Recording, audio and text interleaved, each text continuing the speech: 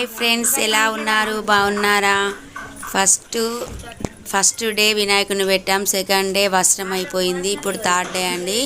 మూడో రోజు మాత్రం ఉండ్రాలు చేస్తున్నాం. ఉండ్రాలు అంటే గోధుమ పిండిలో వాటర్ కలిపి రౌండ్గా చేస్తారు కదా, వాటిని ఉండ్రాలు అంటారు. కొంతమంది ఏంటంటే సేమియా టైప్ చేసుకుంటారు. ఇప్పటి జనరేషన్ ఏమైపోయిందంటే రెడీమేడ్ తీసుకురావడం చేయడం జరుగుతుంది.